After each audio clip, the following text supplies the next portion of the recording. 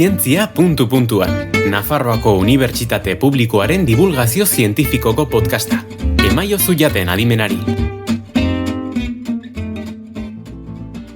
Ongi etorri, zientzia puntu-puntura.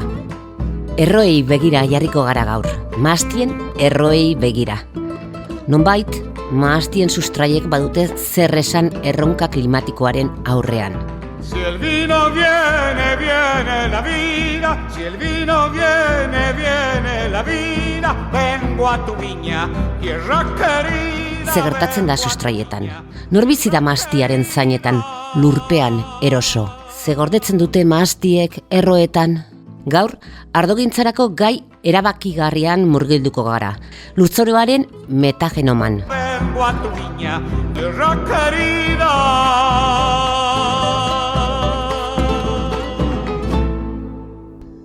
Nazaret Torres Molina Nafarroko Unibertsitate Publikoko biologoa eta IMAB Institutoko ikertzailea dugu. Joan den urtean ikertzaile gazteen Sabater saria jaso zuen bere lanagatik. Klima aldaketa eta mahasgintza uztartzen ditu. Ongi etorri, Nazaret. Mila esker.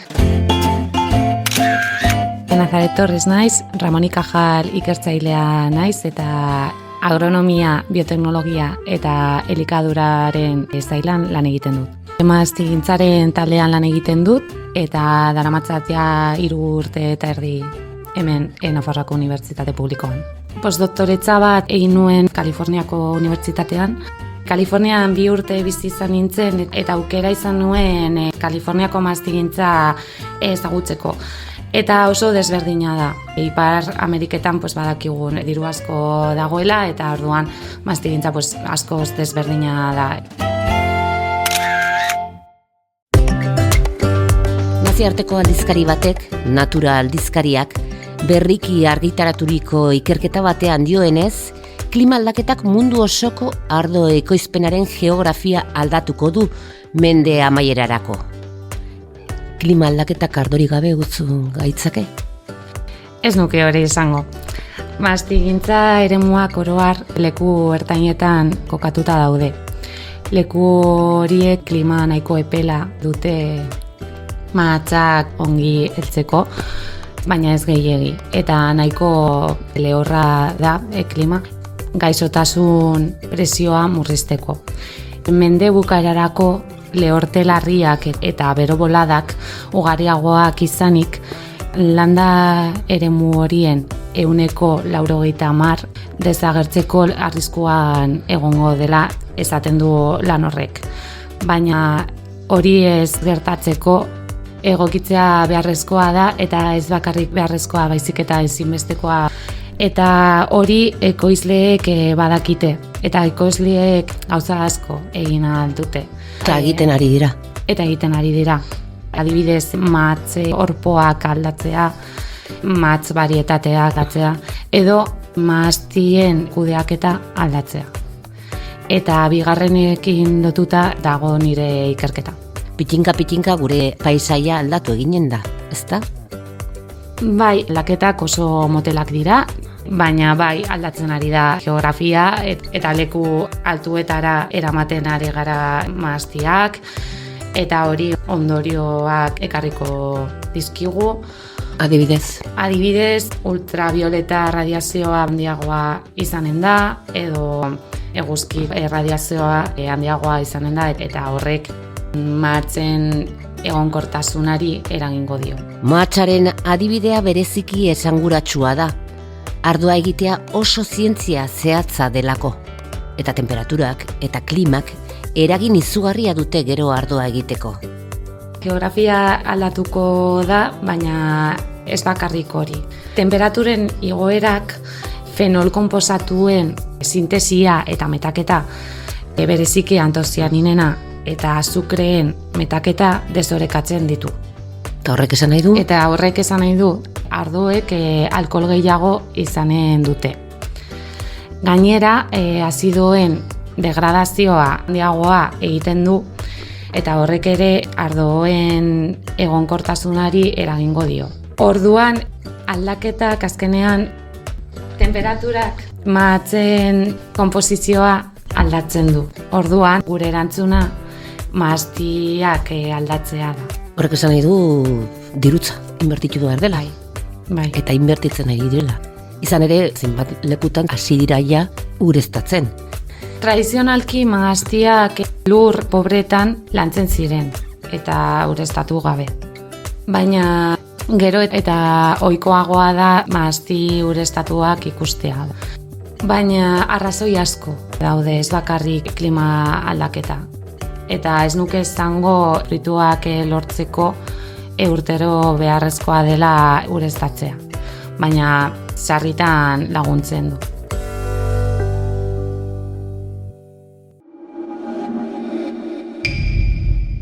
Klima larrialdiaren testuinguru honetan, lurrazpira begira jarri da Nazaret. Mahatxondoaren sustraiei begira hain zuzen ere. Garrantzia handia hartzen ari den ikerketa lerro berria zabaltzen ari da. Bai, hori da. Oso importantea da, izatea mahatxondoek egiten dute sinbiosia onddo mikorriziko arbuskularrekin. Zer dira onddo mikorrizo arbuskularrak? Onddo mikorriziko arbuskularrak onddoak dira, naturan daude, eta egiten dute sinbiosia goiko landarekin. Onddo hauek landarei ura eta mantenugaian hartzen laguntzen diete, eta landaretatik elikagaiak hartzen dituzte sinbiosian. Horretaz gain mahatxondoen kasuan, estres biotikoak eta abiotikoak laguntzen du. Estres biotikoa adibidez onddoen gaixotasuna izango litzateke eta abiotikoa klima aldaketaren ondoriozkoa izango litzateke. Adibidez? Adibidez lehortea edo bero bolada. Bakterio eta ontxoak mikroorganismo guztiak erroekin batera lanean. Batak bestea indartsuago egiten dute. Elkartrukean, elkarren arteko harreman zoragarri eta ezinbestekoa. Bai, nire ikerketan onddoen artean eta sustraien artean erlazioa ikasten dugu. Hau da, nola eragingo dio mikorrizak mahatxondoari, adibidez metabolismo fenolikoa sustatzeko, estresa egoeretan indartsuagoa egoteko, eta bar. Gure helburua da mahatxondoen eta mikorrizen arteko erlazioa sustatzea. Nekazal lurrak erresilenteagoak izateko. Ez bakarrik mahastigintzara bideratzen diren lurrak, baizik eta bestelako lurrak ere? Bai, oso goiz da ezateko, baina gure emaitzak zabal daitezke beste nekazal lurretara.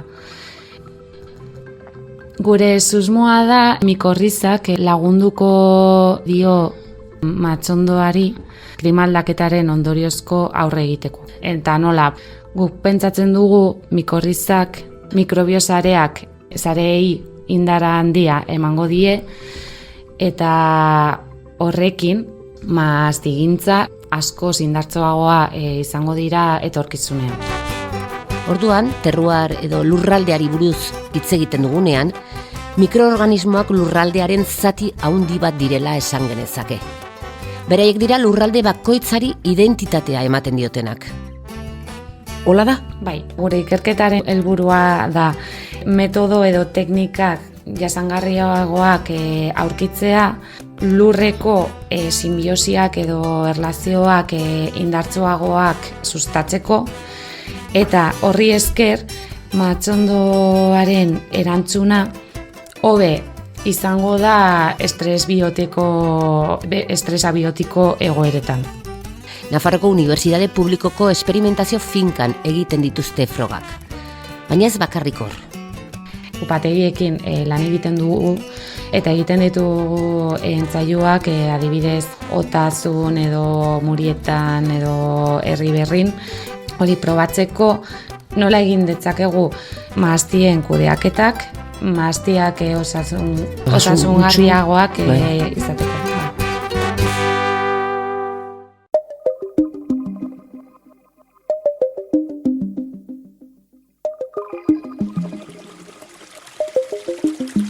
Ura, lurraren kalitatea eta landariaren osasuna neurtzen dituzte. Lehenik prestatzen dugu entsaioa, zer frogatu nahi dugu.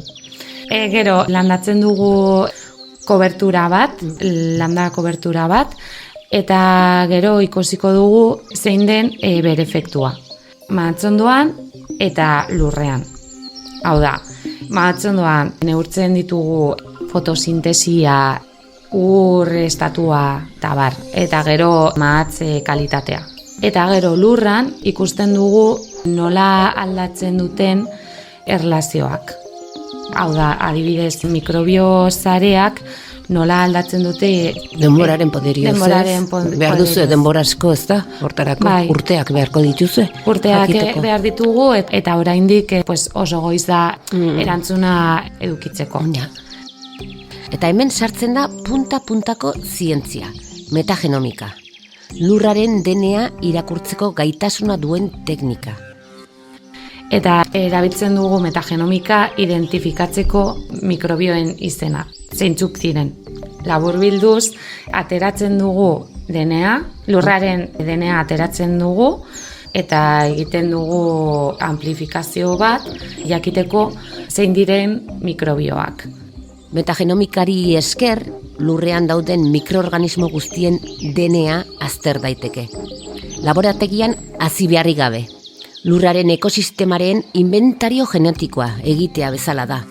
Gero izena ematen diegu. Baina ez bakarrik izen bat, baizik eta komunitate izen bat. Eremu txikietan mikrobio asko dago. Bai, onddo, bakteria, mikrobio. Bakteria, bai. Eta egiten ditu sareak. Eta ikertzen ari gara ze nolakoak diren eta nola aldatzen dute denborarekin. Mikroorganismo horiek duten informazio genetiko guztiaren talde erretratua bezalakoa da. Ta zengatik da hain garrantzitsua erretratu kolektibo hori. Laborategian banakako mikrobioak aztertu beharrean, metagenomak komunitate osoa batera aztertzeko aukera ematen duelako. Justu bere habitat naturalean, lurrean. Onddo lagungarriak korrizak dira eta adibidez Puneliformis mose edo Rhizofagus, Glomus, Puneliformis. Nahiko berriak dira metagenomikoren teknologia egiten ari da eta metagenomika garatzen ari da. Orduan gaur ez zen hain erraz egiteko. Baina gero eta errazagoa da metagenomikaren entsaioa egitea eta errazagoa izango da. Ikerketa hauen helburua da landarea erresiliente hauek hobekiago ezagutzea, landarea ez bakarrik baizik eta lurrak ere, eta estrategia berritzaileak bilatzea ez bakarrik ardogintza sektorearentzako. Bai, hori da, azkenean mastigintza ikertzen dugu mahatsondoak oso landare interesgarria delako, leku askotan lantzen da eta klima desberdinetan eta horregatik oso interesgarria da. Baina egia da ere mastigintzaren ikerketan dirua badagoela eta horregatik errezagoa da ikertzea. Baina bai, bestelako nekazal eremutara zabal daitezke emaitzak. Ikertzen ari gara mahatsondoko lurrak zaintzea. Ez bakarrik kalea, baizik eta mahatsondoko lurpean. Sustraia bera. Bai, sustraia normalean eremu horiek utzi ditugu landare gabe. Herbizideekin edo mekanikoki. Garbi. Eta zenbat eta garbiago, ordun da pobreago. Tradizionalki mahastien lurra garbi utzi dugu. Landare gabe, insektu gabe, herbizide kimiko erabiliz. Eta hori lurra pobreagoa bilakatzen du. Horregatik gure ikerketaren helburua da aberastasun gehiago lortzea lur horretarako. Erantzuna sustraietan dugu. Lurrean eta sustraietan berriz ere lurrera begiratu behar. Bai, nik uste dut oso garrantzitsua dela iraganeko jakinduria berreskuratzea eta mahastien sustraiei arreta handiagoa eskaintzea, etorkizuneko mahastigintzarako bide berri eta iraunkor bat aurkitzeko. Beraz, berriz ere atzera begiratu behar nahi badugu aurrera egin. Hori da, atzera begiratu behar dugu aurrera nahi badugu egin. Eta beste modurik, esker milanitz, Nazaret Torres, gurean izateagatik. Mila esker. Ongi izan. Bai, ardo bat dastatzen duzunean, pentsatzazu prozesu osoan. Xurrut bakoitzak badu lurrazpian hasten den istorio bat. Zientzia puntu-puntuan entzun duzu. Nafarroako Unibertsitate Publikoaren podcasta. Gozatu zientziaz. Laguntzaileak Nafarroko Gobernua eta Zientziarako eta Teknologiarako Espainiako Fundazioa, Zientziaren eta Berrikuntzaren Ministerioa.